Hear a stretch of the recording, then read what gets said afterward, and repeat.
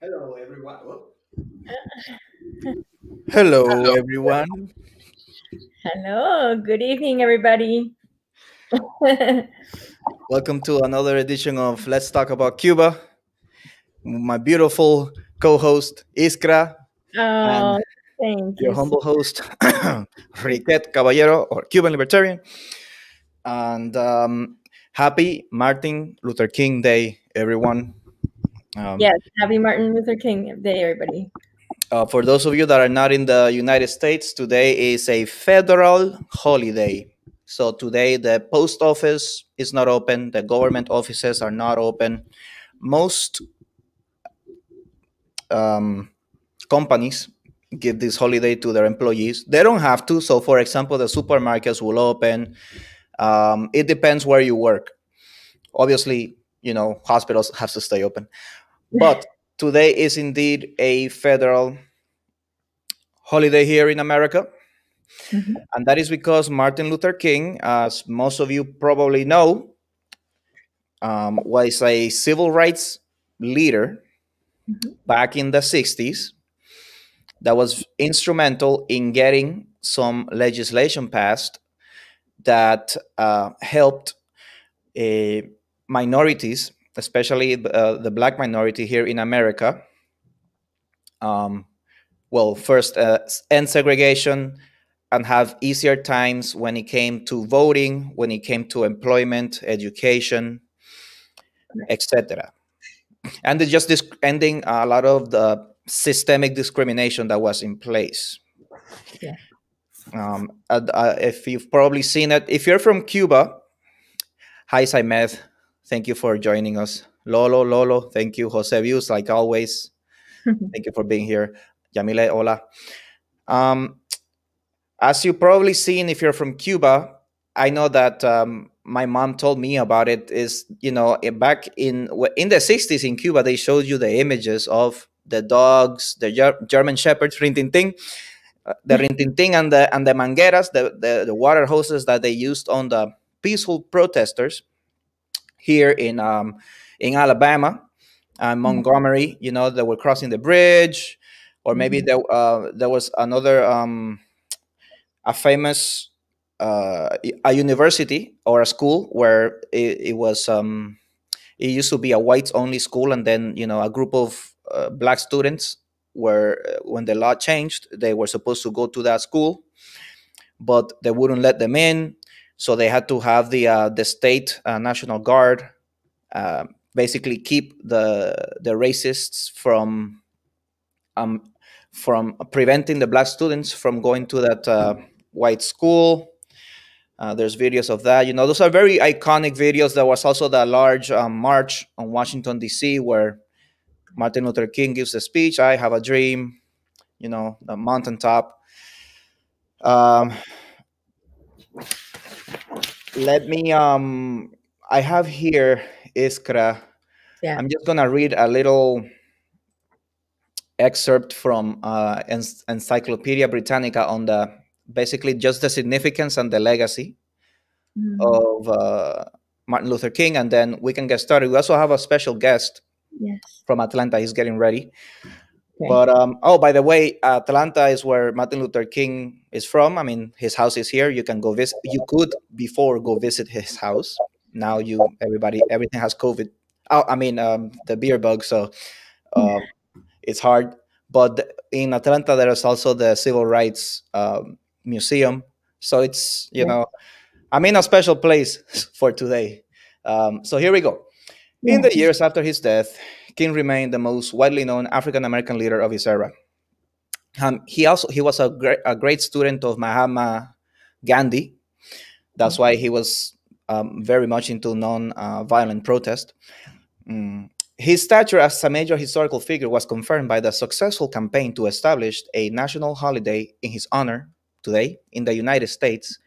Let me check my audio to make sure. Yes, perfect. He also won the Nobel Prize. Whoa. Yeah. Oh, our guest is here. Ah. Hello, Dennis. How are you? Oh, I'm Re- good. And you? Everyone, How you please doing, welcome Reflexiones de Denny or Denny Hope, Ria, a fellow Atlantean Cuban I did all not around in cool dude. Atlanta. Oh, that's very nice. You're nearby. yes. Yeah, we gotta go visit Iskra, man. Like they have a nice pad out there. I'm in South Carolina. Yeah. Oh, okay. That's good. So I was just giving them like a little bit of the historical significance of Martin Luther King, and then we can get started with our contributions. Um, to establish a national holiday in his honor in the United States, and by building a King Memorial in the Mall of Washington D.C. Mhm. near the Lincoln Memorial, the start of his famous "I Have a Dream" speech of 1963. Many states and municipalities have enacted King holidays themselves, and authorized public statues and paintings of him, and named streets, schools, and other entities for him. That's true. Whenever you see Martin Luther King Boulevard, you're in a black neighborhood. This is true.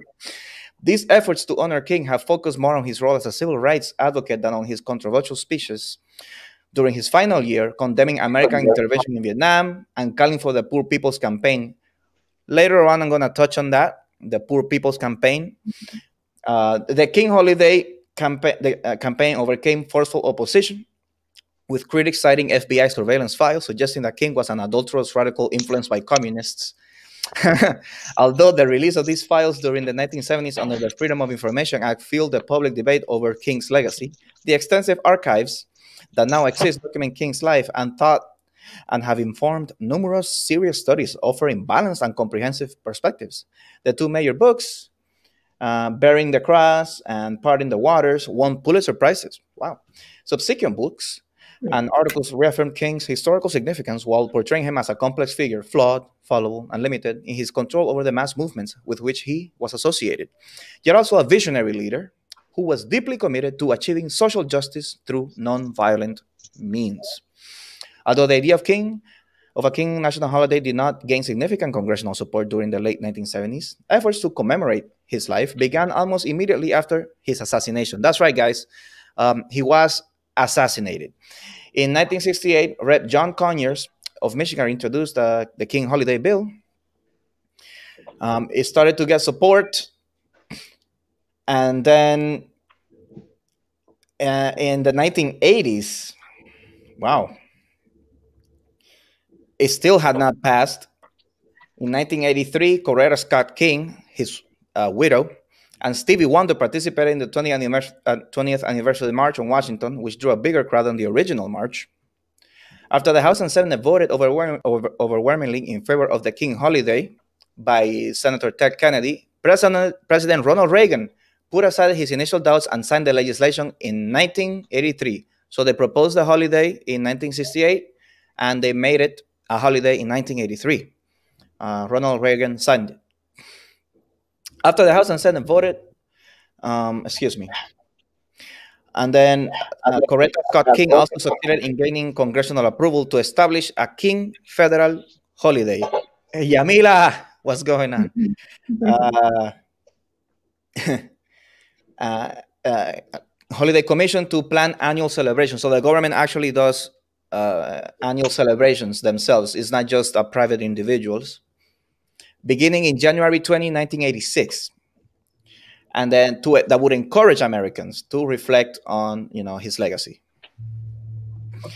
And I mean, I think this is the first year that we don't have any parades around the country. That's right. There would be like a barbecues. I remember in Miami, there's always like in every park, there's like a Martin Luther King Day, We barbecue, have the communities get yeah, together. right. Yeah. And here in our city, we have a Martin Luther King parade, which I have marched on. He won the Nobel Prize in 1964. I just wanted to send that out there. He was all about peace, and continuously against the violent the violent movements that were actually starting during his time as well, with the Malcolm X group. And so him and Malcolm X, even though they were both black Americans, they were actually had completely different point of views as to how the civil rights, people, how they should be going about changing the laws in the United States. And I think he was also against the veteran wars. He spoke against it many, many times.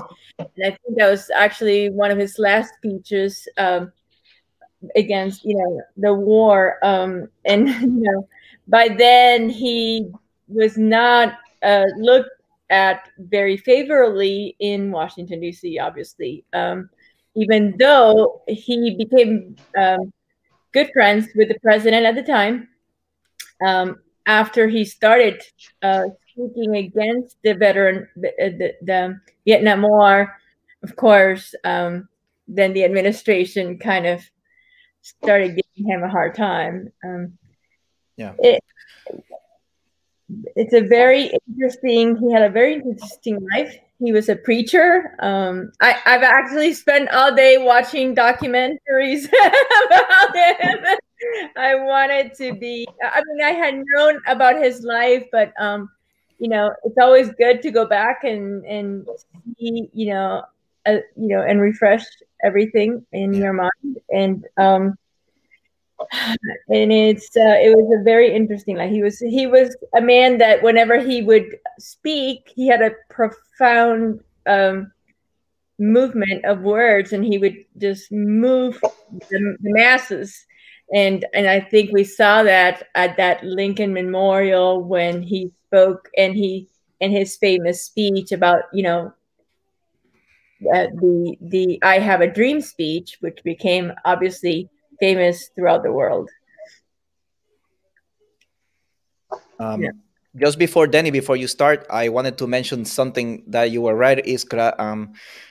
Malcolm X said, concerning nonviolence, it is criminal to teach a man not to defend himself when he is the constant victim of brutal attacks. So Yes. that's that it wasn't always like even though I think they were fighting the same kind of battle, but like Malcolm X was a little bit more tough. He was more about self-defense. Black men should have guns and should have their own economy. We don't need the white man, blah blah blah, etc. King was more, let's hold hands. We're all the same character over skin color, etc., etc. Yeah. So Danny, I know that you have been studying every day is in English, Daniel. You have been studying about Dr. King. You have been reading a book. I saw one of your videos. You were talking about that. Can you tell us a little bit more? Yes, hey guys, how you doing?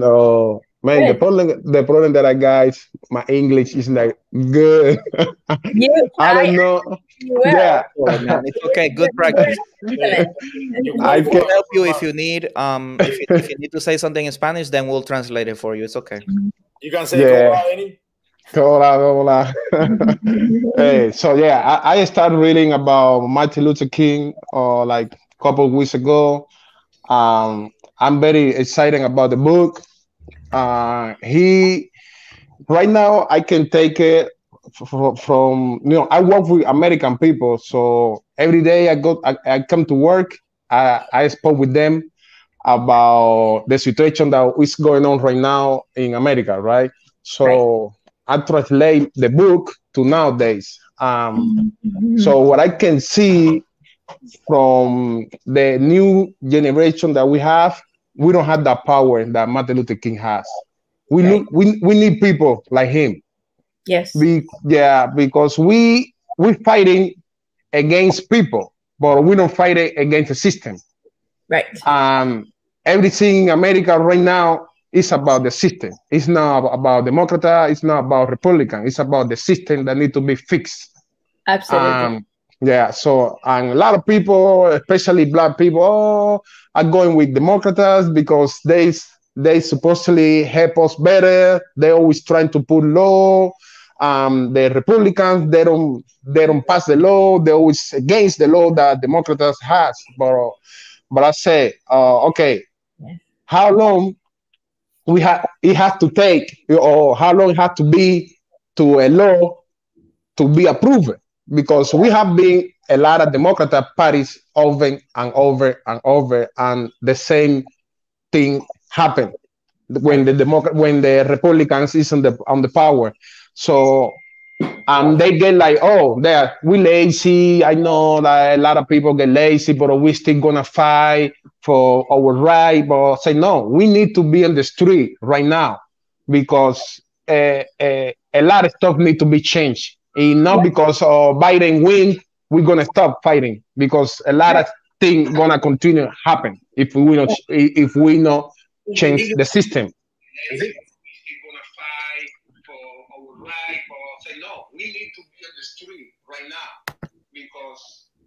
Okay, so there's a sorry. Okay, Dennis, go ahead, keep going.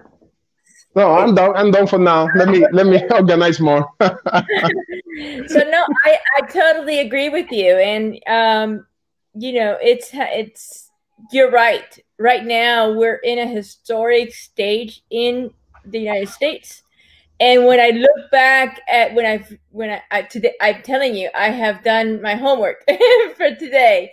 While I was working, I was actually hearing all of these old documentaries, not just on Malcolm X, but also on I mean, not just on Martin Luther, but also on the Malcolm X movement. And, I look at the violence part, and I think we have that, but we don't have, and I think you need that balance. You need somebody that's peaceful, that will fight the system, because the system is wrong.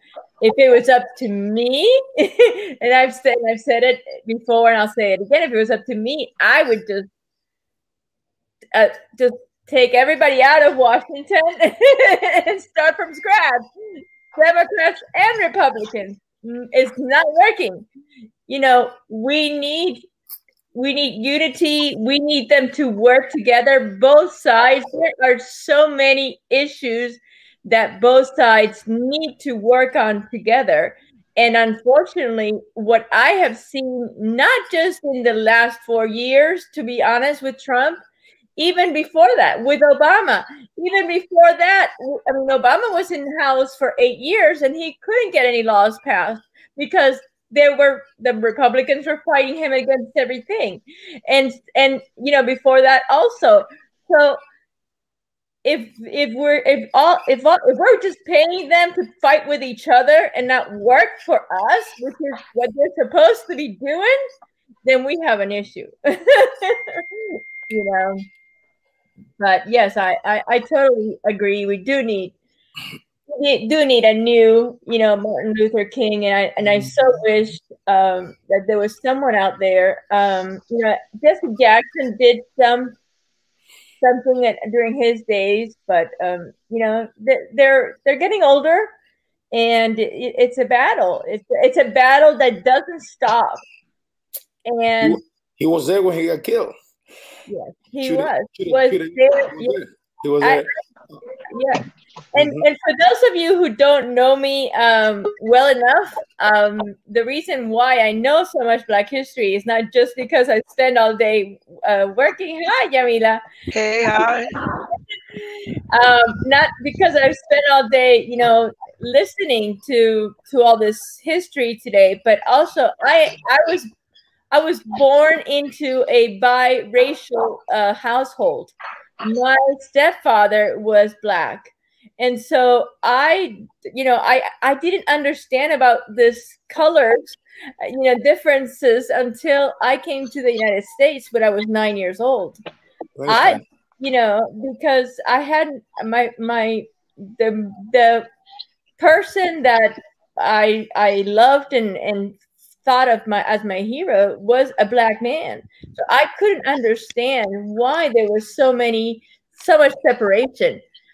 But I do, and I do understand that even though there are separations, undoubtedly, I mean, we can't hide, we can't hide what's there. Some people say there is no discrimination.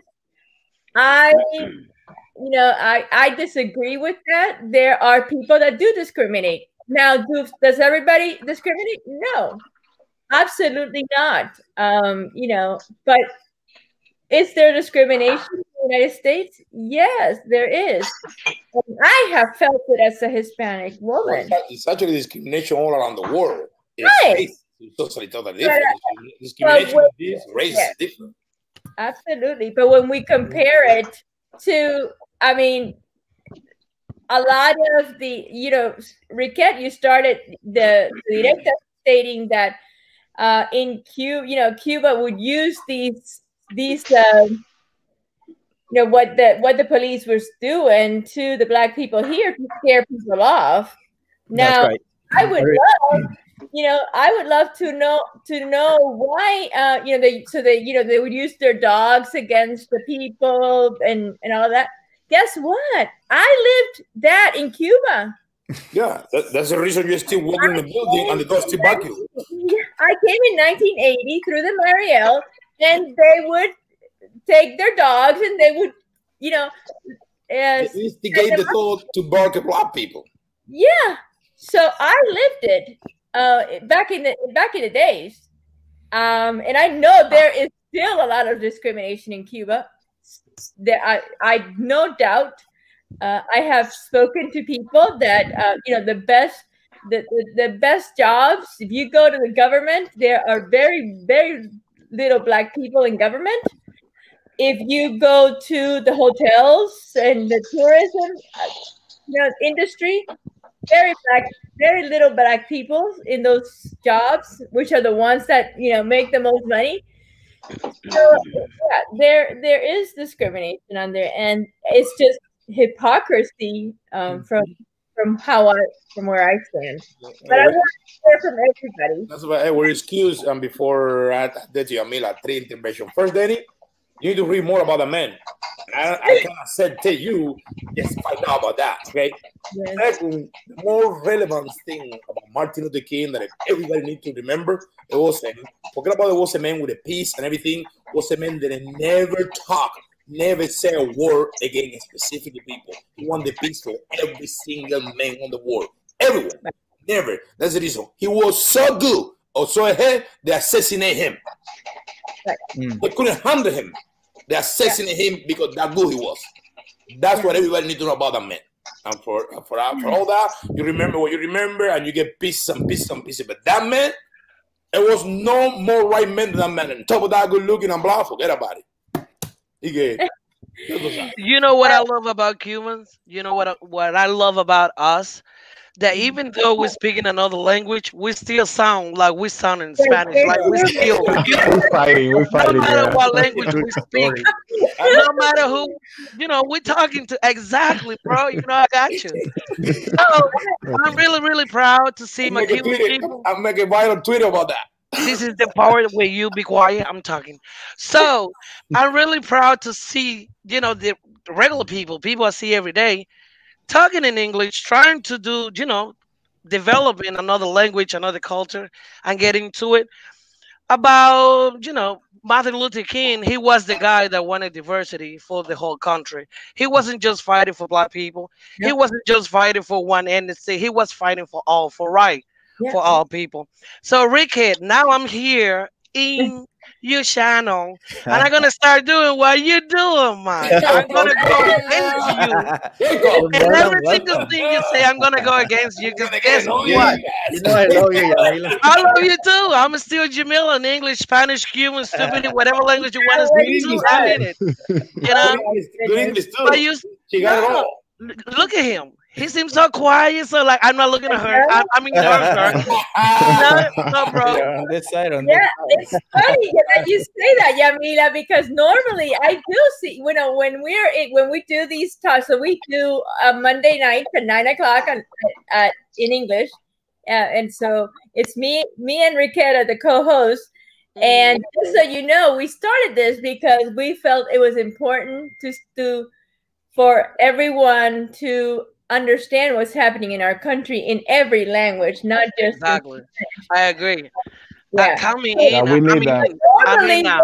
normally when it's just him and I'm the one that's speaking, and he's all quiet. Really? I can. And I see him in other Oh, you channels. tell him? Okay, okay, that's I good. see him in other channels, and he doesn't stop talking. So you're the star. You're the star. No, it's not just talking. Whenever he go to my channel, he's just not talking.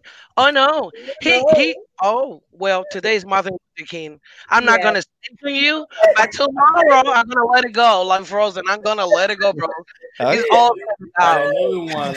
I'll do a live stream on my channel and you can jump in. I have to interview you. No, listen, I had to send a text to him so he can send me the link because I had been on the chat. Hey, the link, where's the link? But you don't want to send it because you were so scared. But I understand. I got you. I understand. I'm still Jamil in every single language. You got me. Another important thing for us is very hard to find this information because it's not that public. It's very particular. You have to follow Ale Halen and a lot of black writers to follow this happen. Another important thing between Martin Luther King life, all movement, and all that thing related with us. I don't know if you guys know, but for years and years, they don't want the American black people find out what the opportunities in life that the black people have in Cuba at the time. And even people don't relate that because they don't analyze it. The three biggest leaders of the syndicate in Cuba, there was three was black. Jesus Menendez, Lázaro Peña, and the poor I said. Those were syndicates, like unions over here. There was syndicate. It was the poor. Was included the employee in the and there was the regular employee was Lázaro Peña. Jesus Menendez, he got killed in 1948. But those movements, they wasn't developed. Remember, after 1940, Cuba developed a constitution that was very, very, very flexible for everybody. It was pretty good for black people too. But they don't want that connection get to America because America was fighting for the civil rights, and they don't want that connection. At the same time, the people in power in Cuba doesn't want that connection either, but they don't want to those two black communities that they both suffer for the same thing. There was slave, there was plantation, etc., get together and get an alliation of something. It's not more danger in the world that people let a few black people get together. They're scared. They're even scared today. Well, so I can tell you from my experience. Hold on, I'm talking. I can tell you from my experience because I live in Louisiana. I don't live in Miami where everybody live. So I live in the South. We are nobody here. Nobody. So exactly. I got you. Because so I didn't experience discrimination until I moved to South Carolina, because in Florida, I mean, I was just a regular Cuban, and of course, you get treated just like everybody else. But when you move to one of these states that are, most especially, the red states, you have to bring your knowledge. You bring your knowledge. You little bit of poem, a little bit of dance, and work. Well, let me tell you my experience, because I'm not white, I'm not black, I'm in the middle. I'm like I don't even know who I am anymore. Hey, you're welcome. You're welcome, because I identify myself as black, but whenever they see me, it's like she's kind of yellow, but her hair, I'm confused. So where you from? Whenever you say I'm from Cuba, and they'll go like, oh, so you have black people there too? I'm like, really? Yeah. For real? What about me, Yamila? What about me? When I talk with Americans over here, they say I'm not black. They say I'm Hispanic. That's what they say. That's crazy. That's crazy. I'm like, man, I'm like you. I just born in Cuba, but I'm like you. They say, no, you're not black. You're Hispanic. You're Cuban. They even made racist joke in front of me because they said that I'm not black. I know how to get offended. You can't believe it. Whenever I'm handling all kinds. whenever I'm handling, a black Cuban that come into the office, I'm like, what's up, babe? And they go like, oh, you have one of those in there too? I'm like, Yeah. for real? Hey, one of those. I That's what I mean, told them. I'm one of those. exactly. I mean, we are in 2021. We all mix. We all people. But discrimination, if you want to talk about discrimination, talk to a Cuban because we feel all kind of discrimination. It's not just because you're black. It's not just because it Yeah. is. It's all on politics. I mean, who you are, who you defend to, and that define your race. Mhm. Yeah, Right. What That's school right. you live in Havana? Are you from Matanza or you from Exactly.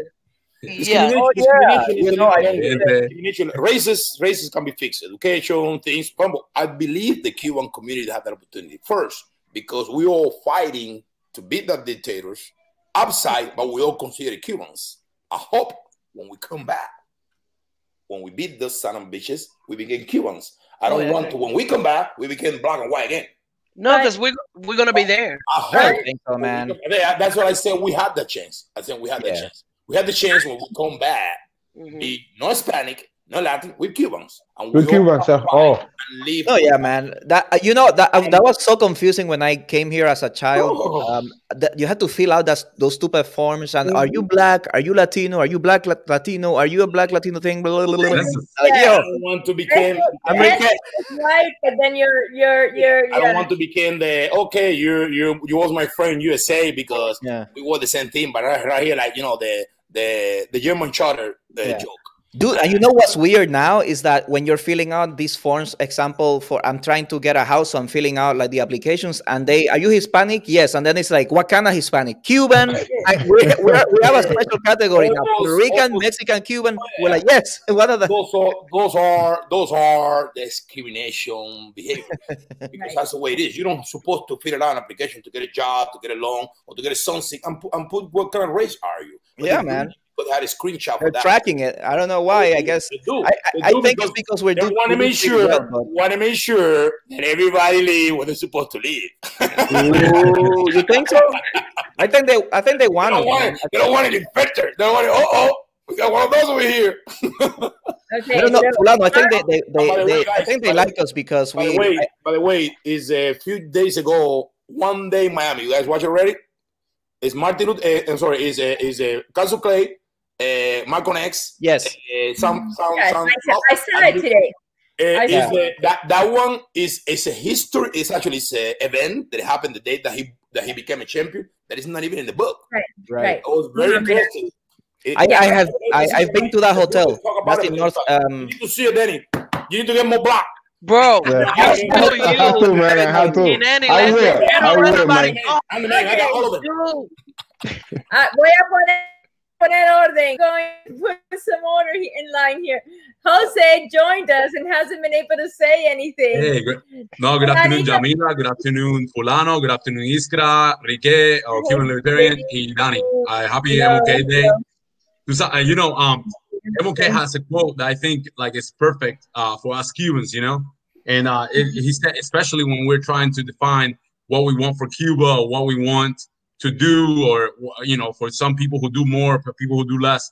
He said to the in the civil rights movement, he said, if you can't fly, you run. If you can't run, you walk. If you can't walk, you crawl. And if you can't crawl, you at least you better at least keep moving, because if you don't move, you're stuck. And I think that's exactly what happens with any movement, whether it is in Cuba, whether it is here with racism or with any type of discrimination that's going on. It just we cannot stop to move forward and to change and to keep changing the goalposts and making it better. I'm the same way as Cuban Libertarian was saying. When you applying for college, when I was in college, or when you're buying a home or whatever, they always select. You got to select your race, if you're black or white, when you really don't know. Like, I really don't know. I mean, this hair comes from somewhere. I feel you. I know exactly what you're talking about. So I'm like, I really don't know. Like, I'm really like, I mean, I don't know. Do you want me to be white? Do you want me to be black? And then like Danny was saying, then they don't want you to be part of either because you're not part, So it's really strange, but it's really about personality and how you carry yourself. And I think us Cubans, what we do well is about, because of our personality, about not being worried about, what anyone has to say or what anyone defines us as. We kind of define ourselves. And that's what matters, I agree with the guy. That's what I was saying in the beginning. It doesn't matter where we are, who we with. We're still Cubans. That's it. That's like the signature. I'm Cuban. What's up? We're ready. We jump into any situation. Even when we move out of Cuba, it takes like 3, 4 years for us to learn. Like, hey, this is a new country, new culture. Let me get to it. Right. I mean, what I have to do, what I have to learn English. Let me get into it. We don't like to depend on other people. We don't like to be totally dependent on. Can On the can you government. translate? Yeah, can you translate what he's saying? We Yeah. get into it and we give the best, and that's the amazing thing about Cubans, that Mhm. we are great people. We can be excellent. We can be whatever we want, but it has to be outside our country.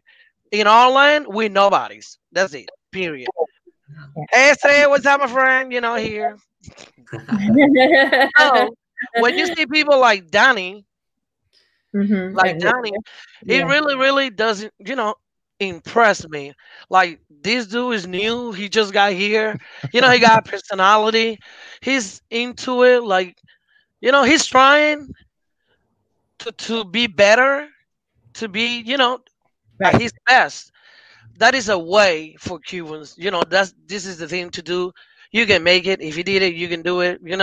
It's amazing. Like I said, discrimination, we feel all the way. It depends where you live in the country. In the Mhm. south, I can tell you, remember they had a civil war here. It Mhm. is kind of tough, Yeah. but you can make it too, because it's up to you. Absolutely. It's Man, up Absolutely. it's to like you. it's like you say right now, Yamila. It's like I told my friend. I got a lot of friends right here, and they say, "Man, you not change what you doing. You not change be in front of the phone and talk, and you don't know about political whatever." And I say, "Man, it's not about knowing. It's about doing. Do, man. That's it. That's all you gotta do. It. No matter. Don't no. You don't have to compare to Otaola. You don't have to compare to the Yamila. You do you." Right. Do you? People are gonna know you for what you do or for what you are. You don't have to be the same like nobody because nobody in life on the world is the same. Just do it. Just do some. If you wanna help and you wanna really help your country, help Cuba, do whatever. Do it. You have to be the Actually, change that you that want to reminds be. me. Give me a chance. That reminds me because I'll forget. There was another quote from Martin Luther King that says, "We don't all have to do great things, but the things we do, it has to be great. So even if you do small things, just do them well. Mhm. It's so we all don't have to be doing this that we're doing tonight. We all don't have to be on TV. We all don't have to be superstars. But whatever you decide to do, whatever little bit you do, do it Be the right. best at it. Yeah, Be the bear. absolutely. Be the Yeah. best at it. Sorry, I mean, I didn't mean to interrupt you. I just No, I that's was fine. That's fine. I'm the That's I'm the viejita in this panel, you so are. I forget things. Of Oh, course, I'll oh, be oh, I'll oh, be I'm 50 sorry. in My bad. I didn't February. notice that. I didn't notice that at all. But in my experience, this year are gonna be 18 years. I'm gonna make 18 years in the States since I left Cuba. So yeah, my sales daughters in the house. I got it. I got this. You can go home. I got this. Uh, so it's been 18 years. I got here from, I came straight Cuba, Louisiana. Wow. I had never lived in Miami. I had never been there. Actually, I don't like it there very much, but anyway, that's my opinion. And yeah, I've been here. I have been here for 18 years. I love it. I really love it because this is my home. This is my home. This is where I have, where I learned everything. Here's what I became. I became a district manager. I learned other cultures. I was over 50 people, all kind of races, all kind of genders, all kind of issues. And I have learned a lot. That's why I'm good at tugging in TV shows, which I have done many times on radio shows. I'm good at it because Yeah, you put right. yourself out. That's what Cubans do outside Cuba. That's the sad part. That's what made me mad. Why we cannot do all these back home? What can be who So you are? that's today's topic. It's really relative to how Race. would Martin Luther King be, if Martin Luther King was alive today and in Cuba, how do you think? And I want to know everybody's opinion. How do you think he would? Do you think he would rise um, with today's Cuba had he been alive and in Cuba today? Well, Like, he will be out in the streets right? protesting, Yes. marching Yes. with everybody every single day until it's over. Because that's the good thing, that I love about America. They don't give up. It's not over until it's done. Now, do you think he would be out in the street? I think he would be in jail. I honestly, I Well, mean, obviously, you know, you did. The question was what he will be doing, not what they're gonna do to him. I mean, this Yes. is a different question. That's There's different. a Yeah. difference. so There's a difference. That's why I like Malcolm X. I like his style better. well, Well, uh, me too. Me too. I think. If you hit me, I'm gonna hit you I'm back. not surprised. Why am I not surprised? No, I don't know. Oops, I don't know what I'm I'm from talking about. Santiago, bro. You know what we be starting stuff. No, but Yeah. no. I think you know what I think. Martin Luther King will be. I think he'll be in a church, getting people out of the church into the streets. I think he will be Facts. trying to use the church and religion as a foundation to get people, to motivate people to be free and to Talk ask for their about it. rights. And that's what I That's think right. he'll be doing. Yeah, and The that too. But he SCLC, that was a was leader. the He was a leader. Either in the church, in the street, in the bodega. Can you imagine him in the bodega getting his mandado for 800 pesos? He would be like, no, negative, back up. He would be putting people on the streets, and that's the kind of people we need today in Cuba. Yeah, wow. I'm gonna read this. Recognizing the need for a mass movement to capitalize on the successful Montgomery action, King set out about organizing the Southern Christian Leadership Conference, which gave him a base of operation throughout the South, as well as a national platform from which to speak. So he was lecturing from church to church all over the South, and he got them together, and he used that strength, Jose. You're totally right, to organize the boycotts, the protests, the sittings, and then just like get a big following and a big movement. I would like to see the Christians in Cuba, the Catholics in Cuba, the Santeros in Cuba. Coño. Hey, come on, Throw out la letra esa del año. comunista and get some real like letras going and get some real stuff going. Come on, guys. I agree. Come on. ¿Estás en Yaboraje? ¿Qué? Porque te veo blanca toda. If you say so. I don't know. You're all, If you say so. your drip is super white. Like, yo. Whatever you say. So guys, For the uninitiated, Yaboraje is like basically like a year of religious reflection and penitence for in the Santeria religion that you have to do after a certain thing. So there. But yeah, Jose, that's a good point. The role that Christianity played, religion played in his movement is big. The Black community is known for their religiousness. And it's something that, I mean, back in the day, actually, it held them together. It helped them through, the tough times that they went through. And it's interesting because it's not their original religion, right? They're all coming from Africa, so whatever they learned it here. But in Cuba, we have the African religion, but we're not. I don't know. I said that Fulano's not here. Fulano recommends a movie for Cubans. I mean, not a movie, a telenovela. I don't know how to say that in English. I guess a novel. But anyway, it explains exactly what happens in Cuba. It's called La Esclava Blanca, which is the white slave. Yeah. I think that's exactly what happens in Cuba. Ooh. I think that's exactly the Cuban a summary of a synonym of what Cuba is. And if people are able to unite, whether through church or through some type of clandestine way where they can, start getting out to the streets and do actions, I think that things would change. But until they're able, they're not able to do that, they're not going to see any movement. I agree. So I got a question about that, about how I start speaking. We guys always fighting with the country. We're fighting with Cuba. We're fighting in America. But what about the UN? Who fight to the UN? Who fight? Well, Because I went to fight the United Me Nations. too. But we went yes. So we, we need. Yeah, that's why I we always went to think fight about the we United need to we need to create a group or organization to fight against them because they the one who supposed to protect the human rights all over the world. So how Cuba, Venezuela, Nicaragua, they're gonna have a seat in the UN.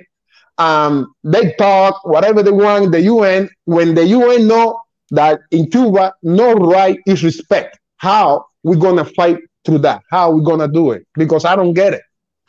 And they I, fight about, and they in the UN they fight about the embargo United States have against Cuba. But okay, United States have embargo against Cuba, but in United States the human rights they good. So they okay they have the embargo over Cuba, but Cuba have more stuff to be fixed before United States take the embargo away. So I don't get how that can go away for so long. I agree with you, and believe me, we our group has put together cases and cases of the human rights that have been broken in Cuba, and we have sent them to the UN with all the information, all the evidence, everything. But unfortunately, just like in our government, the United Nations has been penetrated by socialists, and we just don't have a voice. So to me, that organization is no longer an organization that actually fights for our human rights.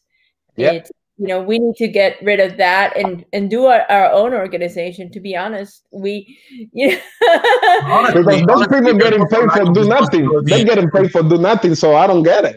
But Yeah. there's And also they get a lot of money. But there's also a lack of responsibility from our part as Cubans in exile. I think there's no excuse for 10, 20,000 Cubans Uh-oh. to all join one day and lock arms in front of the UN as a symbol. When we went to the UN, it was a great group, amazing people, but there was only 75, 100 of us. I think that the day the Cubans in exile who know freedom and who really want to fight for human rights within Cuba should, regardless of the politics, regardless of what they view the world as, regardless whether they wanted to go to Cuba or not, they should join just for human decency and lock arms in front of the UN in mass.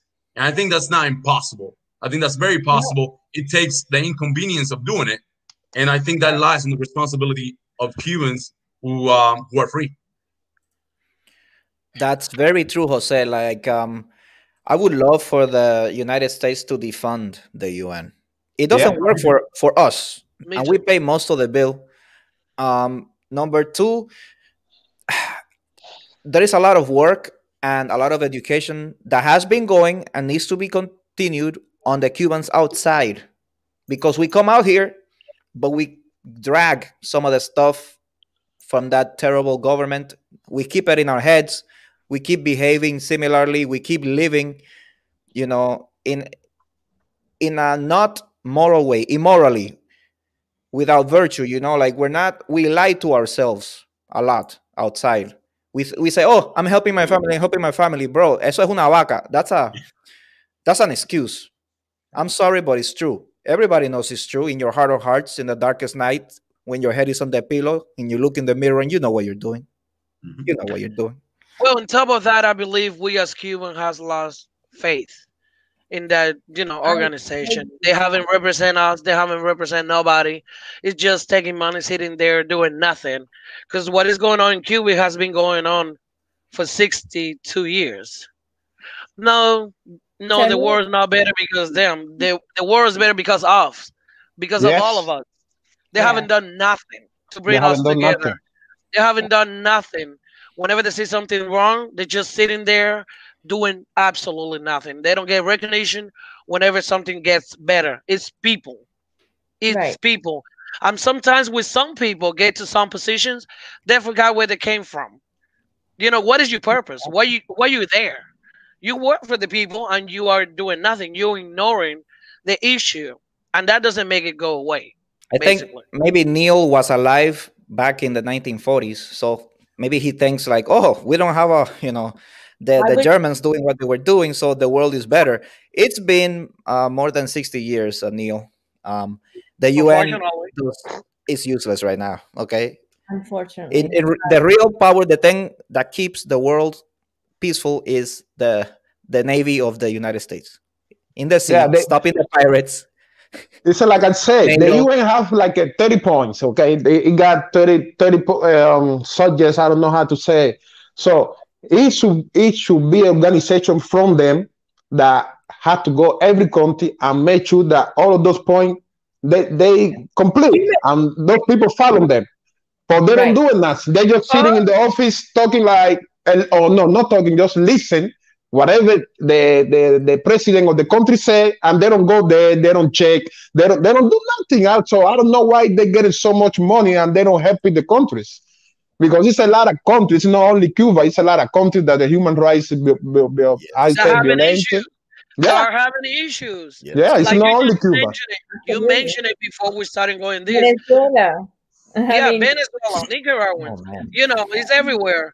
I would What love. is the word? Let me just say quickly before we welcome our friend Angel. I would love for Neil to come into our chat and into our panel and give us his opinion as to why he feels the way he feels. I would love to have that conversation with you, Neil. Yeah, Please come on, join. Neil. Come back. I promise you. We don't bite, Neil. We don't bite. So, We're gonna hello, follow you, Mr. but we won't Angel. bite. How are you tonight? Angel, back Good to you. morning. Good morning. I love seeing my Cuban people speaking some English after What spending do the you whole mean, day. some? Come on, dude. We've been talking here for 3 hours. I We're not know, gonna but be able I to was, I keep was, on with the whole I, English. I know, but I was with Ultrac, expecting some message from Ultrac, but he didn't. Apparently, he forgot. You know what I'm talking about. But Yeah. anyways, the reason why Ricket is absolutely correct in United States, defunding the United Nations, is because when you give money to an organization which has Cuba, North Korea, and Venezuela in the Human Rights Commission, when you give money to an organization that has a tremendous crisis in China with the coronavirus, because the World Health Organization is paid by the Chinese government, and the president or secretary of WHO is an Ethiopian who is known to be friends with Castro and Chavez. The reason why you don't fund an organization like United Nations is because they have UNESCO, which congratulates the Cuban government for its 62nd anniversary of the revolution. And so, because of all this hypocrisy, is why we should not give money to such a demagogue organization unless they rectify their ways and they be more honest and open and candid with what truly matters for the human beings around the world, regardless of what government or what propaganda that government uh, perpetually exposes in the world. So I would love it if Mr. Neil come up and Yeah, gives his point. This is a platform, I know, Ricket, where we respect everybody's opinion as long as they're funded, they're based on facts. I respect absolutely. the right to have an opinion, but I don't know about the opinion itself. Well, we all have an opinion, and we all have a right to speak our opinion. Now, we don't all have to, be on the same side of that opinion. However, yes, absolutely, we would love to have Neil, and we would definitely welcome him. Now, I have a question. When we talk about,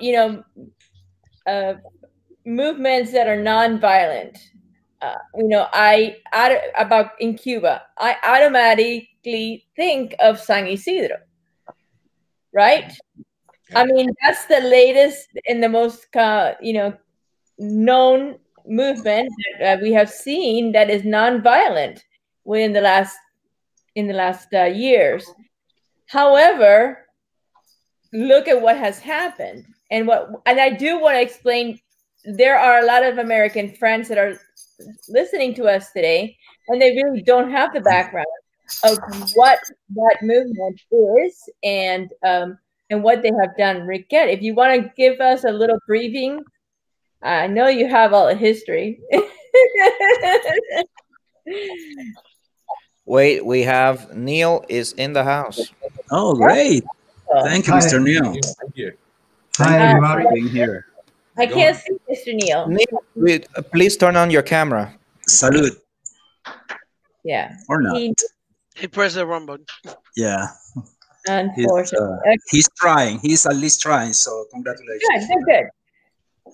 So we were talking about San Isidro and what that movement, and I believe it's that's a perfect example of, a peaceful movement, and how they did it. They didn't even go out into the streets to make a big charade. They stayed.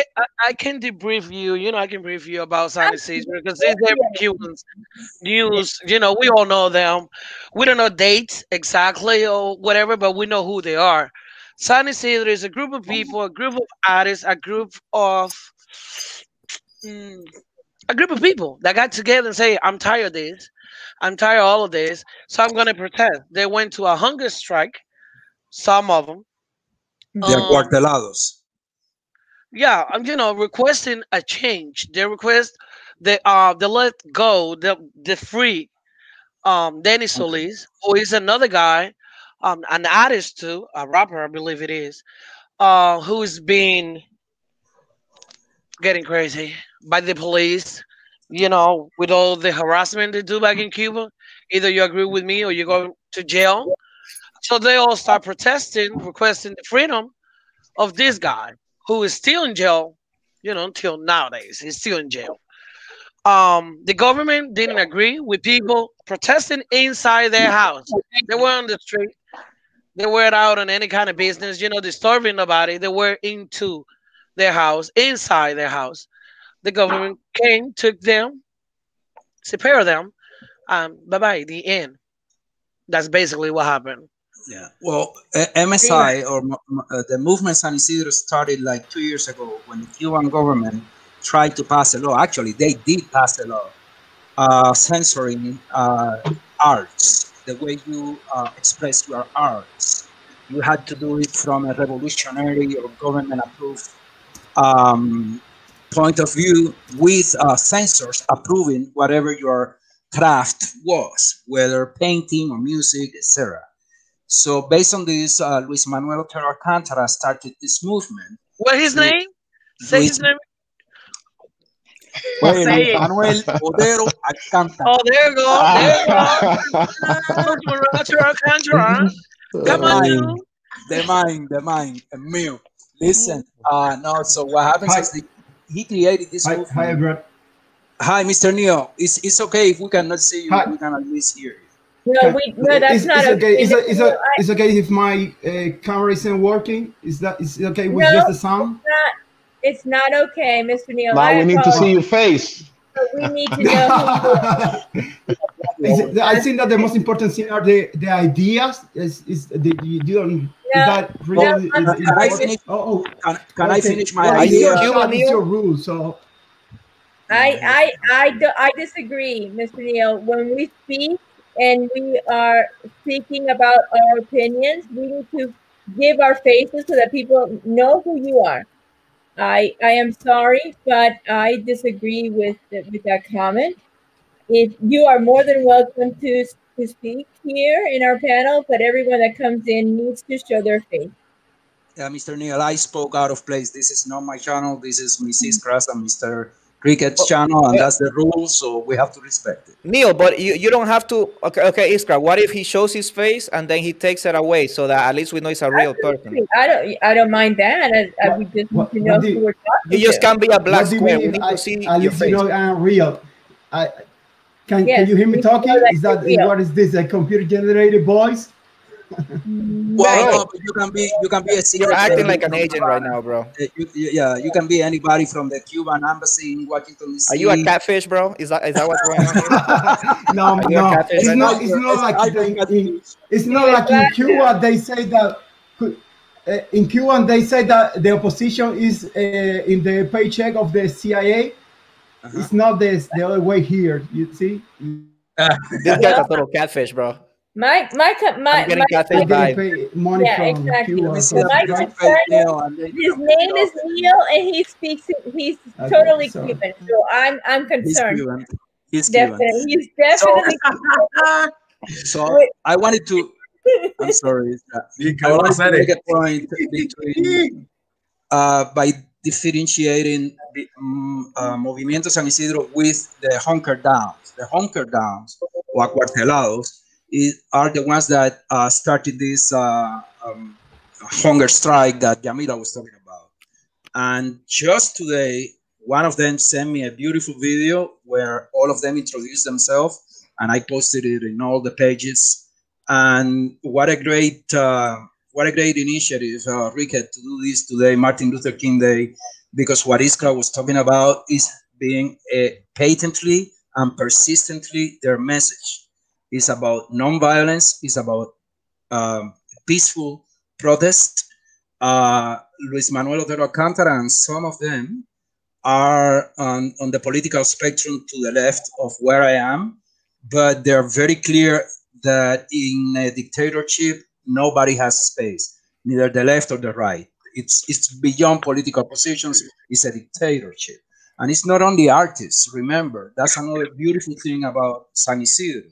It's a very inclusive movement where you have someone like Michael Observer with a fourth grade of elementary education who calls himself a marginal, but yet he is welcome in the movement. You have Adrian, who is a very young, um, openly homosexual kid who refuses to go to the military service in Cuba. He is welcome in San Isidro. You have academics, academia there. You have teachers from highly respected universities in Cuba.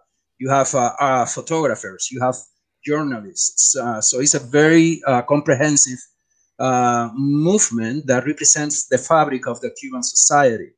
All of them with a constant message of non-violent, fight or protest against the Cuban regime. And that's why everybody fell in love with them the same way that even Caucasians back in the 50s and 60s fell in love with Martin Luther King, because it's a call of love for the rights of all human beings, regardless of race, sexual orientation, political views, religious views. It's just basic friggin' human rights that the United Nations, for example, don't care about when it comes to Cuba.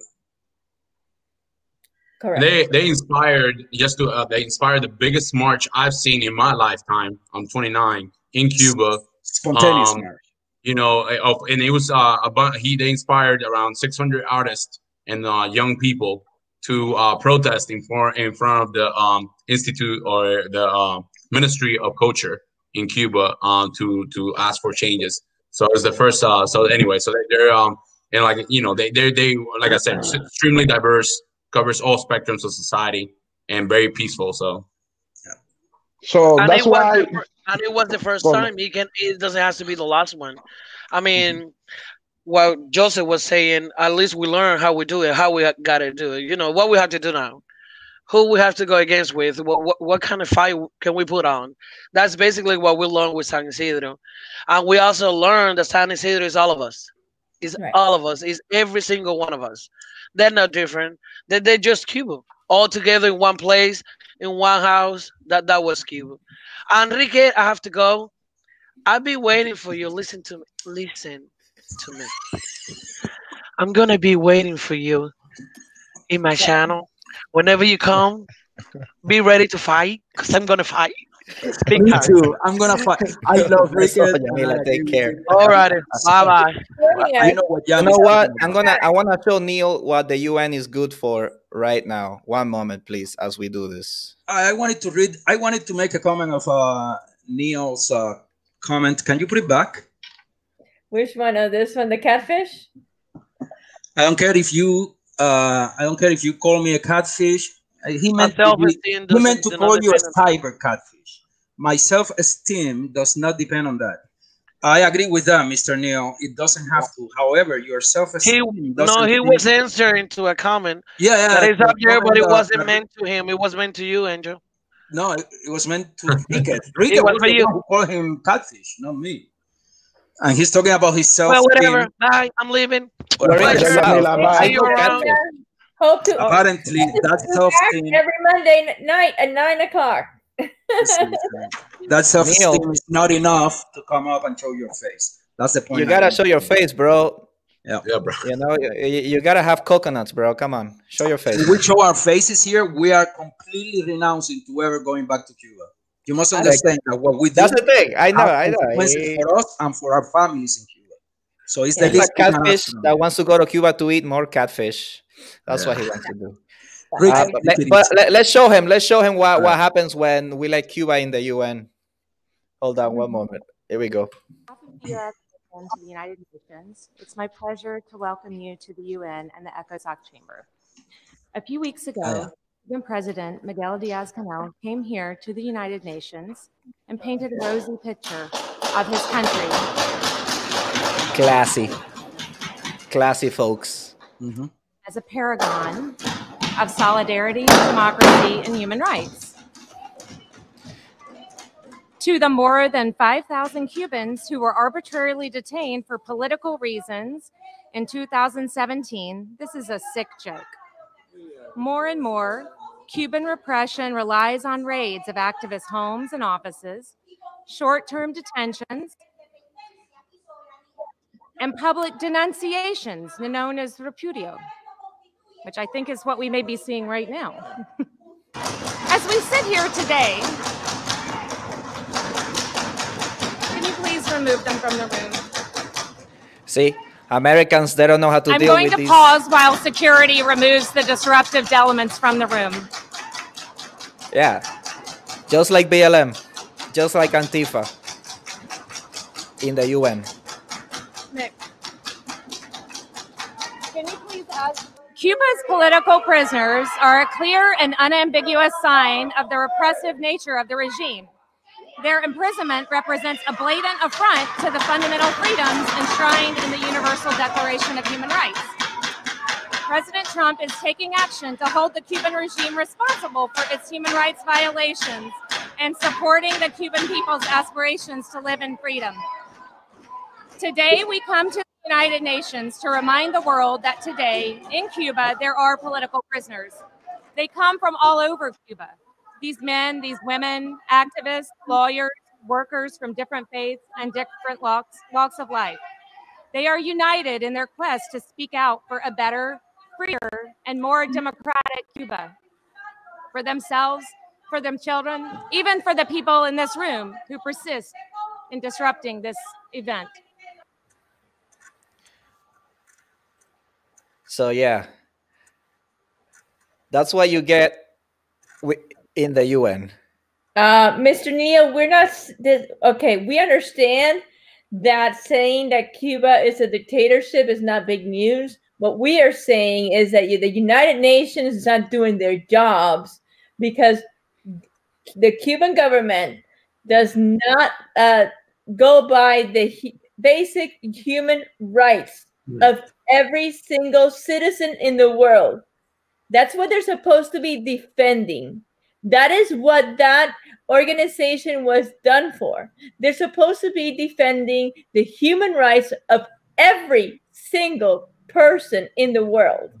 And they are not doing their jobs. That's what we're saying here. Now, everyone knows that Cuba is a dictatorship that has been a dictatorship for over 62 years. Now, we know that's not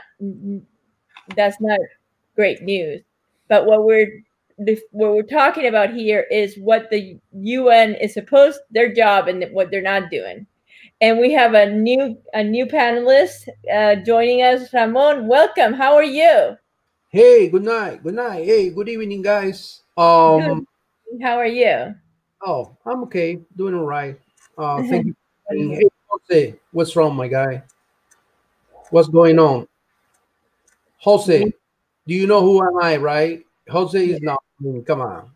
Jose, Of course, you know who you are. Every single one of us knows who you are. We've talked, but not in English. So I don't know. I mean, my accent is very strong. He's know how my English is. So I love that there are more people joining us in English. I love the fact that we are getting out of our little box and trying to speak in another in the language that we came to this country. We need to learn this language, and this is one thing that I fight with people in Miami about. You need to leave Miami because if you don't, you'll never learn English. Exactly. Yeah, that's right. You never learn English down there. You don't need it. Iskra, I text you and I text Riquet also the other day through Messenger about one very important thing that I've been found here in this web page, which is ECNC, and it's for all you. Jose, maybe you're a little interested in this thing. It is International Center on Non-Violent Conflicts.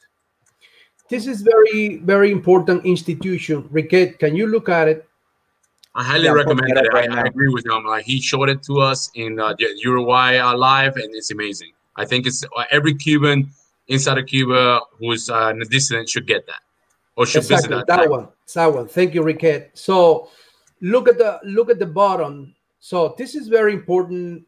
There. Apply. Stop there. Stop there. Apply for. Put it down a little, Riquet, please. Down there. There, the little thing down. Down. You want down? No, I mean the other way. I mean up.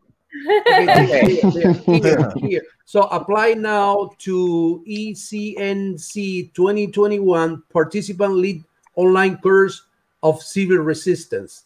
That's great. So the only way we have the Cubans, I think that the only way we have exactly about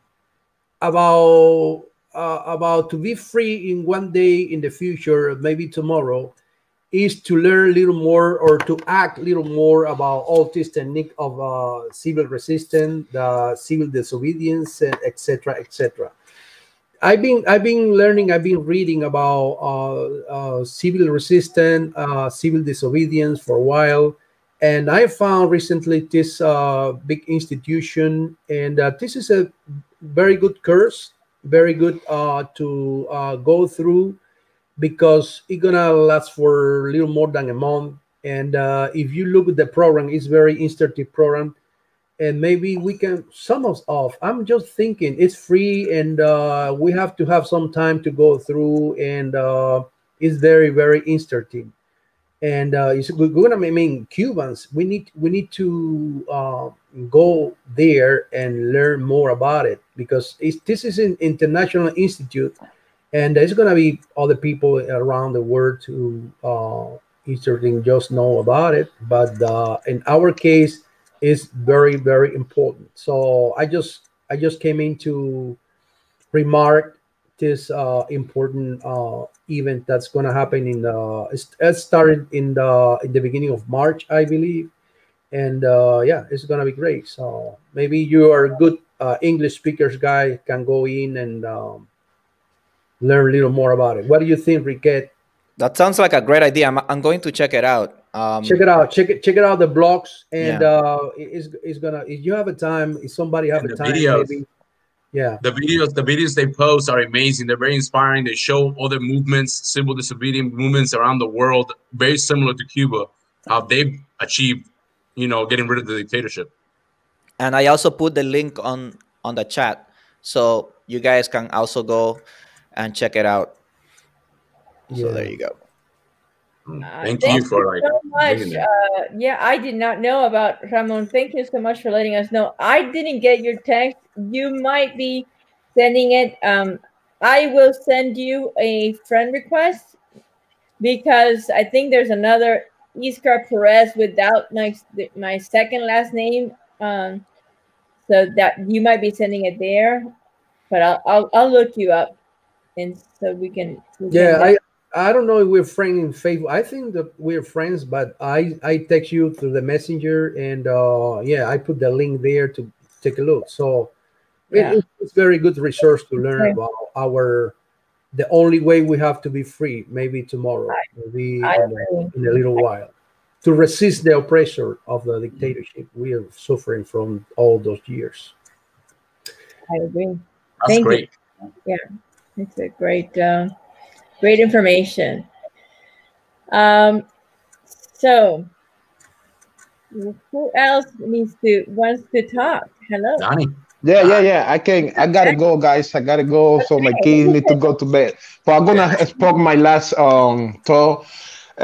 We have to let people know all over the world about what's going on in Cuba with the human rights, because they always talk about the other movement in Cuba. They get money from United States, but we have to let people know that from the very beginning, that anybody in Cuba, even if he don't say if even if he's not part of the organization, we spark, we get thrown out the job. And they try to make your life difficult in Cuba once you go against them. And they throw you out of the job. They make sure that your life is in the floor. So that's why people start joining those organizations so they can get support, they can get money, they can get food for their family. So that's why, NEO, we need an international organization that protect those people that talk in Cuba, because without protection, the Cuban government, they can do with us whatever they want, and nobody take care about what they doing. So that's why in Cuba it's so difficult to have or a second party, because people are afraid what the government gonna do to them. So Right. people all over the world need to know that every day, over and over. Yeah, I think Denny, unfortunately, Neil knows exactly what goes on in Cuba. I believe he is part of that organization that does those things to people, unfortunately, because the more he speaks, the more I see that this is not just a regular person behind that name.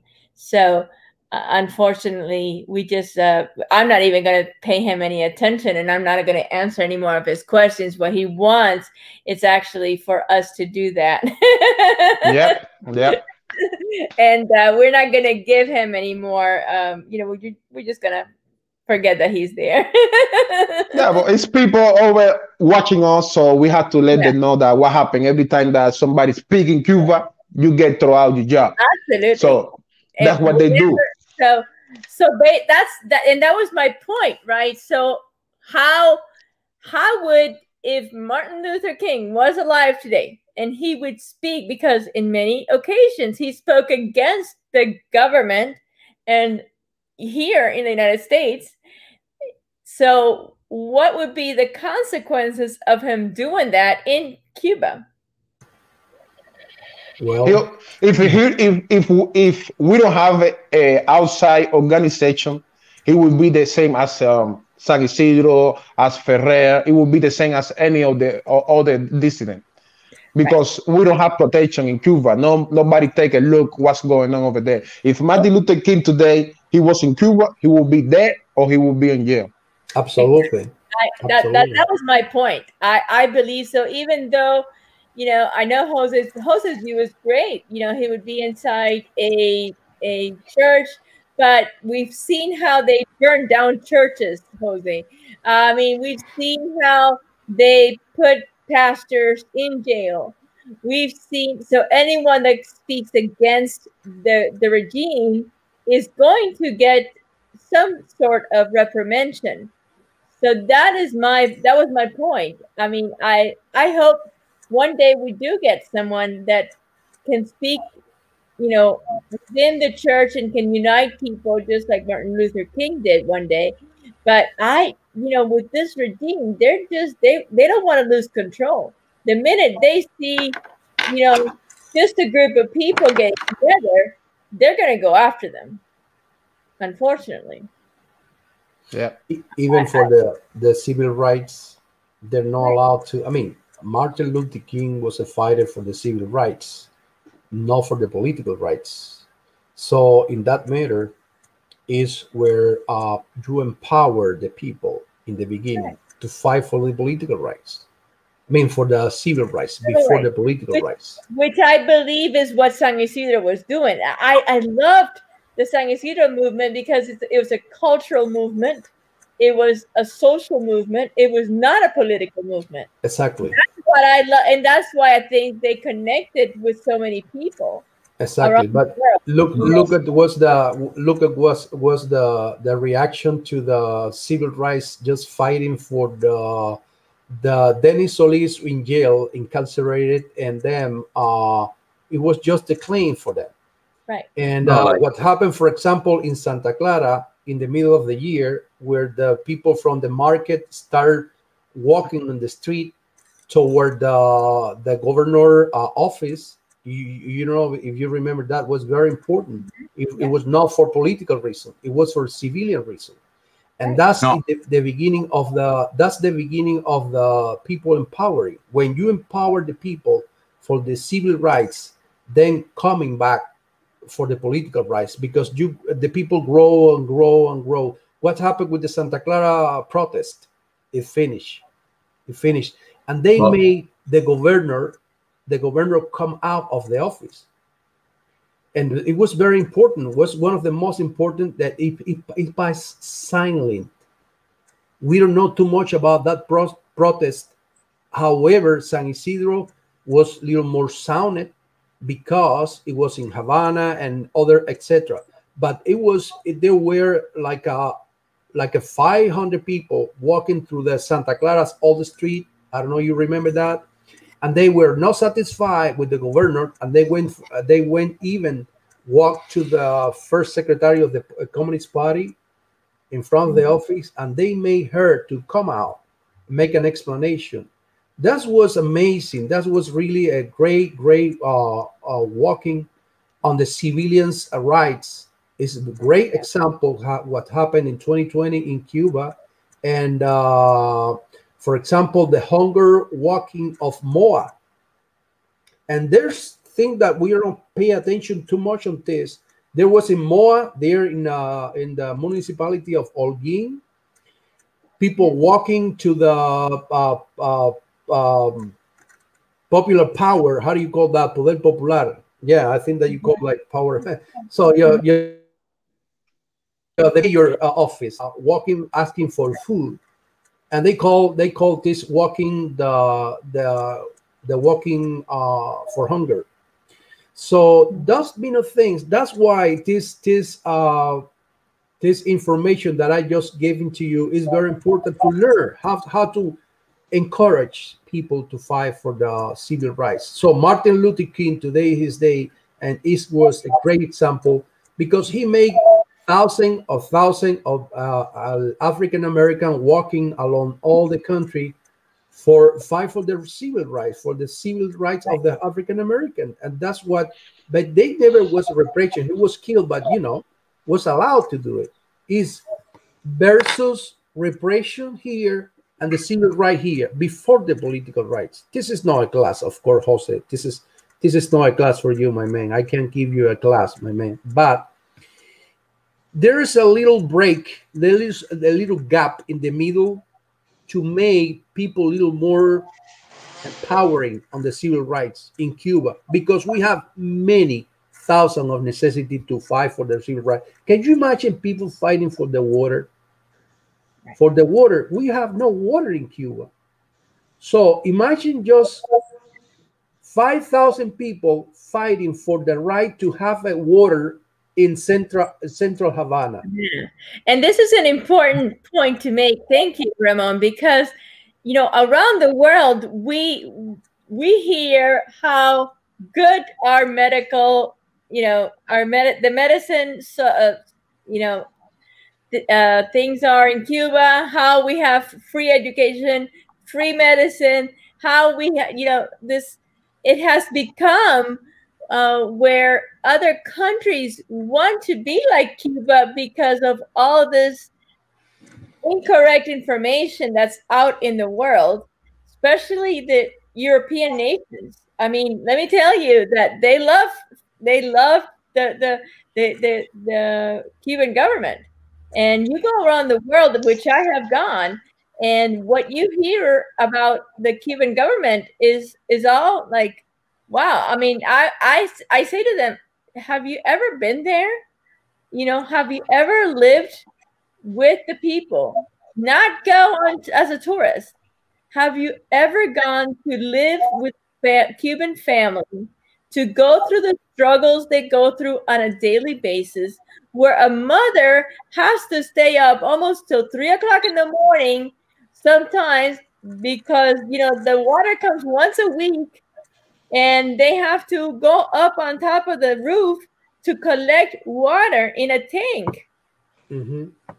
I work in the as a nurse in Cuba, and in the, how you say that, in the polyclinical, how you say polyclinical in English, like It's a clinic, yeah, a health clinic, a care spot. Yeah, like a clinic. So when I used to work, when I was working, by 9 o'clock the water's gone. So I used to get the water out of the tank. It's, water that is in the pot. I had to take the water there to clean my whatever supplies that I need to use. So, every time I had to take the water for the tank, I'm like, wow. It's not great. because it's not like a fresh water running in the clinic. If you don't have that in the clinic, you're done. It's no sanitation over there. You're done. Absolutely. Yeah. Look, sorry, go ahead. No, I was gonna say, look, no mistake about it. Any political or any dissident dissident in Cuba it's risking their life.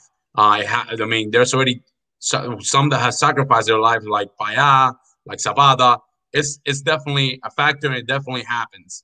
At the same time, I think that even Luis Manuel Alcantara, the leader of the San Isidro movement, even says to himself, there needs to be a unity of all types of groups, whether it is the people who are feminists, the feminist movement, the people who are part of the, people who defend animals, the people, the religious leaders, all the political dissidents, they all at some point have to unify in either. It doesn't have to be through religion or the church. I think that will be a great avenue, a great area, because the government will look even worse by trying them. But that unity needs to happen. And Luisma says it. Luisma says that in order to take the next step, there's already an outcry in the community against the government, but it's recognized also that until they make that turn and they're able to put all that force, all that unity, all that all that anger in one place, they're not going to be able to achieve that goal of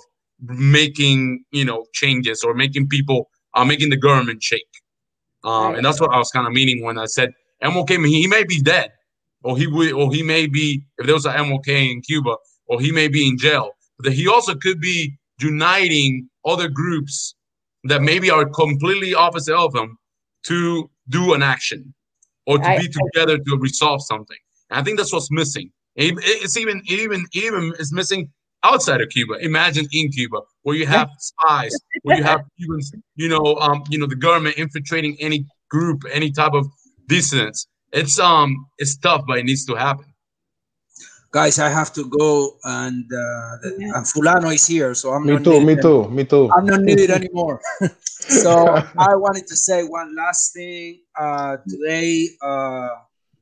In the world that we live in, I think Martin Luther King's message is should be more alive than ever, especially in the African American community, when he calls for self-respect, for self-determination, for taking care of our own people. We need to take that message to heart and stop listening to paternalist messages from people who want to use you as a pawn in their political schemes.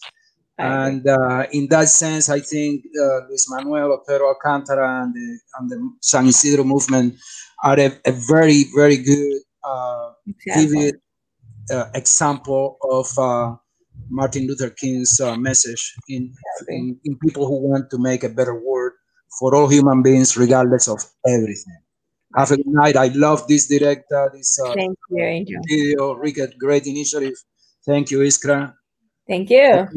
For bringing some aesthetics to this lot of ugly faces. I hope I bring more than just aesthetics. Oh my God.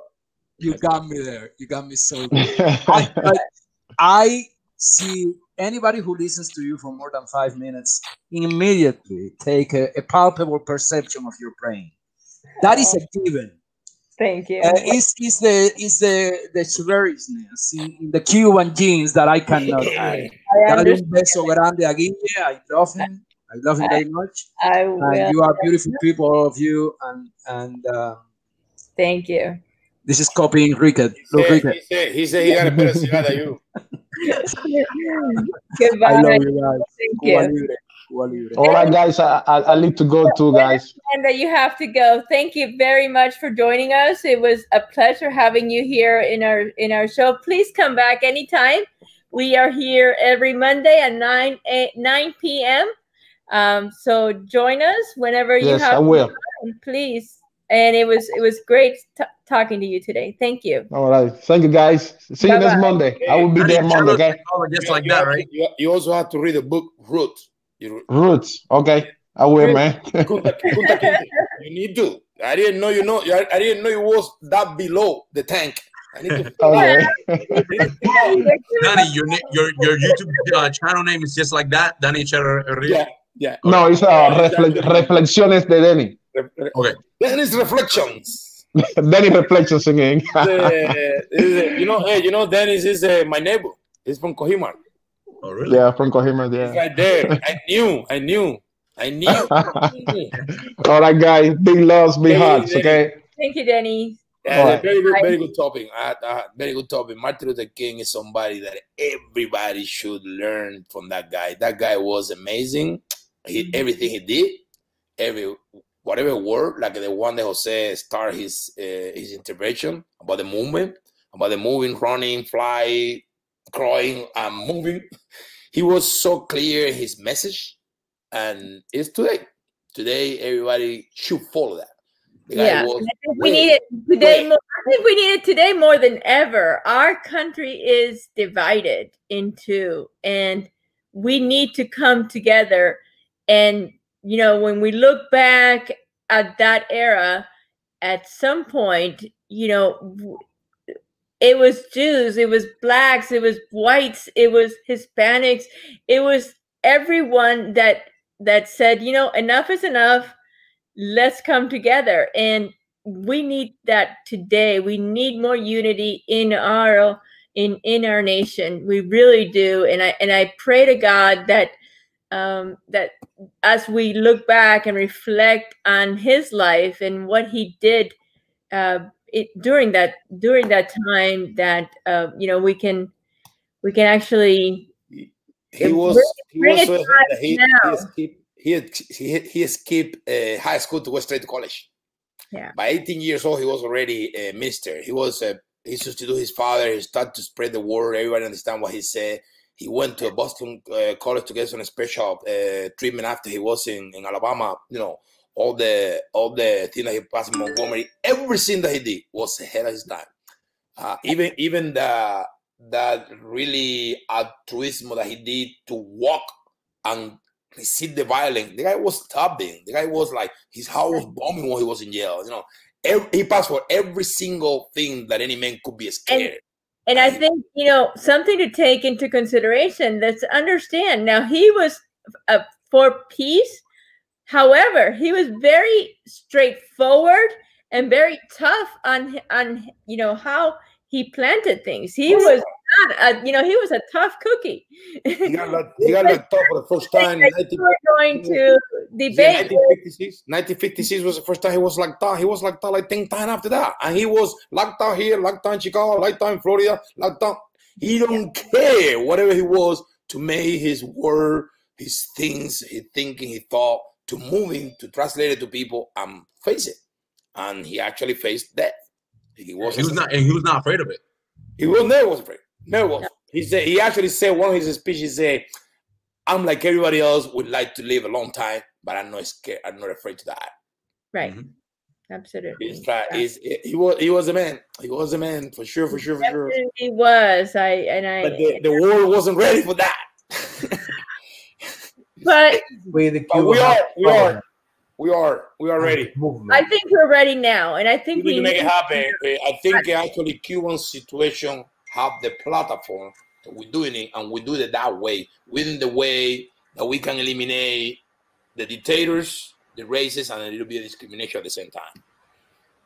I think we really get in a consolidation. We really get in a consent that we all believe that it's a better world out there for us and a better life for all of us.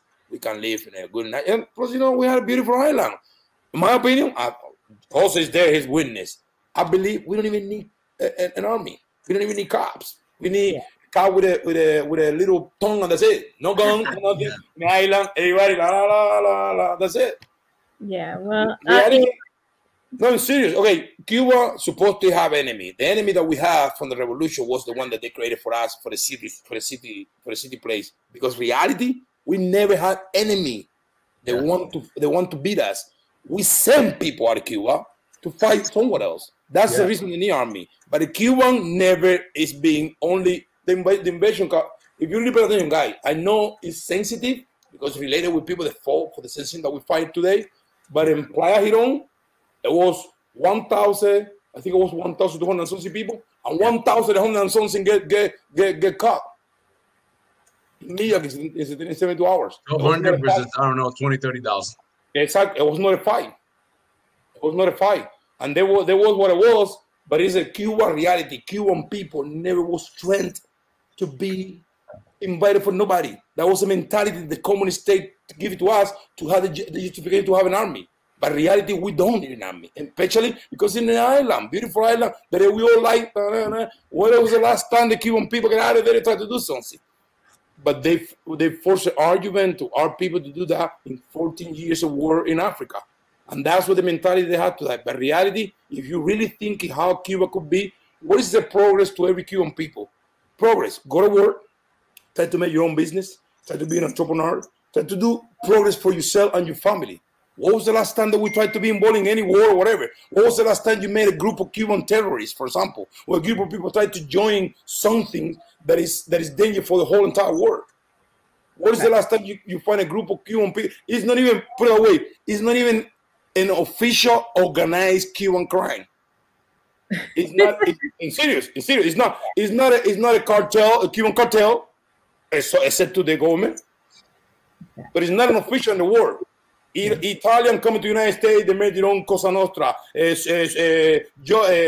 Jews, Irish, all those people in some point they had a mafia somewhere.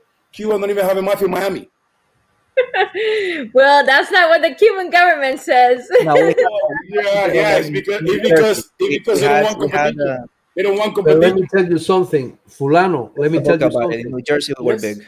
We have great experience before. I know we do. Way before of that. We the Cuban, we create the empire of the cigars in the United States. Oh yeah, here in Florida. That's not a mafia.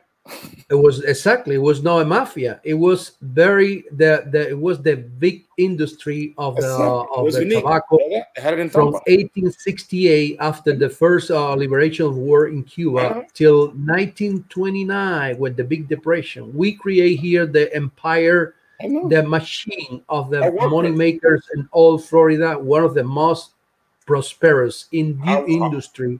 And before communism, before everything was we the Cuban, first in Key West, second one in Tampa, everybody knows Ybor City, third in Ocala, and fourth in Jacksonville. We have 4 big spots here, around almost 1,000 factories, of operated by Cuba, mainly by Cuba. That's amazing. We don't know too much about this history. Well, we know a little about Tampa, what happened with Tampa, Jose Marti, and all the stuff, but the rest, how this industry began after the first the beginning of the first independence war, 1868, was great. So we the Cubans, we are the center of the universe, and it's individual. When they talk about Jose Marti, in Cuba when I was a kid, and they make it like, you know, he was anti-imperialist and all that stuff. It's so sad to know that the Cubans didn't know. Here in San Agustin, right next to where I live in Jacksonville, in San Agustin, there's a statue of Jose Marti. Yeah, exactly. And that's the first city funded in the United States. Yep. So in Jacksonville was the factory of Gabriel Hidalgo Gato. Okay, name the, you know, remember the Fernandina plant was close to Jacksonville. Yeah, there's the Fernandina beach here. No, Fernandina. Yeah, that's what he said. Yeah, the factory is probably was on Fernandina Beach here in Jacksonville. No. In Jacksonville, in Jacksonville was many factories of tobacco and cigars, and the biggest was the Gabriel Hidalgo Gato, one of the most important factory in Jacksonville.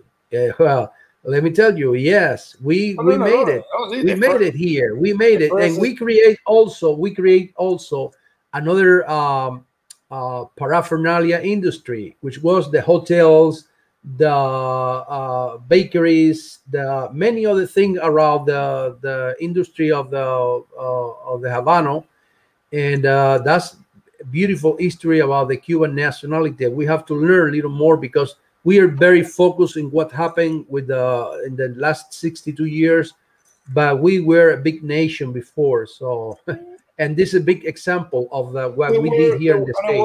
It was a few individual people that too, like the first Hispanic person in Hollywood was a Cuban guy. The richest Spanish man in the United States for years was a Cuban guy. The Cuban community was very lucky to have a lot of influence. As a matter of fact, today is the whole community in the United States, including the Russians, that have more political influence. They had 10 members between the Congress and senators. I'm very proud to be Cuban. But we don't take advantage of that because we need to focus. We need to direct the point because it really focuses the war, because it's like in Cuba we protest in the wrong way, and we come to the United States protest in the wrong place too. We need to start focus. We need to focus and put direction on the subject that is Cuba more important than anything. That island belongs to us, and we can make all those beautiful things good in that island, because that's what we have the right. That's what we can fight for our things. That's what we have our culture. That's what we have our identification. That's what we can turn around and everybody speak the same language, look like you, or say like you, or move like you. Not like try to find another language, another thing in somewhere else, something that don't belong to you. But that's so hard to do because every time I go into one of these chats, what I hear is Cubans fighting against each other. You know, I mean, instead of us fighting for one common thing, like you're saying, you know, we're constantly fighting against each other about our opinions, and we're very opinionated. That, I mean, we are very strong-minded people. That is going to affect focus because we don't have a sense of compromise for the cause. We don't. We that's why we can. That's why we lose focus real quick on other people's politics, on other people's way of being, on other people's. But we don't have a sense of compromise with changing the dictatorship for human rights in Cuba. We don't have that focus. We don't. We believe in it, and we all say we do. But as soon as we get the chance, we leave the conversation and we focus on something else. Because it's easier, it's more convenient. It's a hard conversation to focus on the right thing because that thing is hard and it means sacrifice. And a lot of us don't want to sacrifice. Yeah, and that's one. I know. You guys know this, even actually in the history of every even revolution or movement or group or party in Cuba, when they get to a civil right, when they get to that part, they always stop because it's required. What we all talking today. What about Martin Luther King?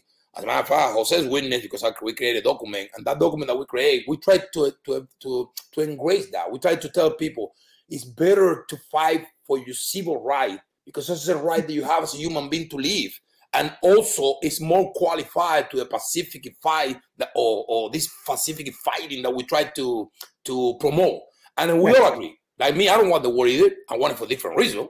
I don't like heroes. People telling me that because I fall, they have more right than me. But beside that, I know that it creates violence, and violence is bad. But in the Pacific war, you have to be strong.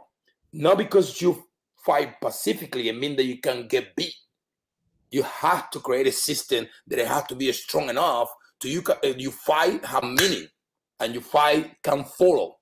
And that's what Martin Luther King thought is today so good, because he always had that mentality. He had the mentality that I'm not going to show you that I'm weak, but I'm not going to let you beat me that way.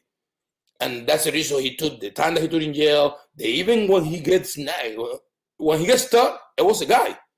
They got caught. And they actually asked him, do you going to put charge? He said, no, I'm not putting charge. That's part of my cause. He was committed. He was all in, like he said. A compromise, a sacrifice. That's what we need. That's the reason I insist to say that we need from Cuban people is conscience. We need to start to change the language that we taught them. We can't stop. We need to stop to talk to them as a retarded people. They're not. They're human beings. When they want things. I think they need hope more than anything. I think Cubans islands have lost all hope. Yeah. They don't see. They don't see. They don't see a light at the end of that. We're gonna show them. We need to. We need to show them that. We need to show them that it has something to grab. It has something to grab. It has something to you know what? We're gonna beat this. We can only do that. We can only do that when we come together. Yeah, we have to. That's for sure. You're totally right. We have to come together, and it's gonna be hard. It's not easy. Nobody said it's easy, but we can get it done. We can get it done. It's too quiet. I'm gonna have some private meeting with people and start telling them what's up. We just thinking about when he goes to Jamila's show. Yeah, but in reality, and I said it yesterday, and I know it's a very controversial thing between Cubans, because people, when you mention the word leader or the word this or the word that, people automatically think it's Fidel or some dictator. It's not hard to be a dictator, but I'll tell you one thing: people don't move themselves. Nope. That's the way it is. They have to have some motivation, and the motivation, it don't have to be one person, but it definitely has to be a project. So we need to start fighting to create a project. That project start to people believe and get the hope that you're expecting people getting, and from there start to get a form of something that people can grab. I agree. People can say, you know what, that's my piece of tree that I'm gonna grab it that way. I'm gonna fall off. Because when you're in a cliff, exactly. When you're in a cliff, you're gonna fall off. The first thing you're gonna see is, where am I gonna go? That's the way it is. So that's the situation today. But we are in the perfect situation at the same time, because they're weak. They've been losing things. They've even been losing character, because they don't have anybody else to represent it the way they've been doing that for 62 years. 4 of them left. Of the one that still can say whatever. Plus his family, that they don't create nothing out of family, although whatever. But we need to count with the people that is actually there, capable to do changes, or to join us in this movement, or in this project, that we can have changes for everybody else. And we can show you that way. It's very easy. I agree. True. It sounds difficult because they don't want to understand. All righty. Well, it's almost 11 o'clock. Yeah. So take a look, guys. Take a look. And why not going together to the course? Why not? Come on, Riquet. You not look too enthusiastic. Come on, do it. Host it, please. I wanted to show. Go do it. Look, I focus more on the battle outside of Cuba, because I left when I was too young. I don't have a lot of connections, so I can't really, I don't even know how to speak to Cubans in Cuba. Plus, it's also more safe. I think. Look, the other day I found out that self-sufficiency is an insult in Cuba. Yes. Over here, when you read all these self-help books and self-improvement, they tell you, oh, you gotta be self-sufficient, you gotta go out there and pull yourself by your bootstraps, and you had to have a good attitude, and how to make friends and influence people, and Napoleon Hill, and you And read sell Tony yourself, Robbins, you you know. know. Here you call it security. You're Exactly, yeah, like, oh, be an over entrepreneur, there, over don't there rely they call on you, one source of over there they income. call you the cocky. You know, what was the other one? Oh yeah, passive income and real estate, and you know. yeah, yeah. And in That's a good Cuba, job. that is like you are a bad person when you try to feed yourself. Literally. Come on, man! You But think you're too much. you're You the think you're hope of over Cuba. I somebody. mean, you have the real projection. Do you think that I can do something? I'm 60 years old. You are the guy. So there. Jose, you, the young people. So Well, even it's just a different mentality, my friend. I don't know how to I know. I penetrate have. How old are you? I people have there. kids like your age. So, but you know what? I'm preparing my kids, my children, just to go in the future. I made my oldest one, which is 35 years old. Just he turned 35. This guy is working in the communication field for 16 years or something like that. He is the guy who go to the pole and put all the wires and stuff in the communication, work with the That's a tough optic job. fiber. And I made him to just promise me to go to Cuba in the future when I be on the ground, just to install internet, because he worked for all this big company. He said, you have to promise me to do that in behalf of my name, or you love it. But he say, I promise that I do that for you. So you go to Cuba in the future when I'm not even exist. You tell, I promise to my father that I'm on the subcontractor of AT&T and put internet in the fiber optic. He's working. He's living here. He's living here and very close to my house. I mean, relative close to my house in Orlando, but he's working up there in Pennsylvania, just installing. I mean, producing all this fiber optic. And he said he's gonna do that for me. You have to do that for us too, for your father, for your. I mean, I know maybe not today, not tomorrow, but if we have a hope, are you at least me? At least me. I think my generation is not over, but maybe you can do something for your country in the future. My children are gonna do it, and they say I'm gonna put the whole fiber optic working on their AT&T subcontractor from Santa Clara to Havana, and Santa Clara to Camagüey, and the Camagüey to Las Tunas, and Las Tunas to Orguin. I do that for you. I'm gonna spend even voluntary, giving my own experience. Shit! I was about to tell you, make sure he get paid. You say voluntary, okay? Well, at least no, he said at least voluntary, working here, making money here, Okay. but going for the. I mean, making voluntarities for the The army is gonna do the voluntary. Yeah, don't worry about it. Yeah, we need to do it. You Riquet, don't have to make an individual. You don't have to make an individual voluntary. Yeah, I'll go back to Cuba when they won't put me in jail and stuff. But when the times come, I say when the times gonna go come, now. when the times come. But he's right about this. The young people is the one that have to take this character. You gotta have more capacity, hard time. You actually have less like you don't even have kids yet, no?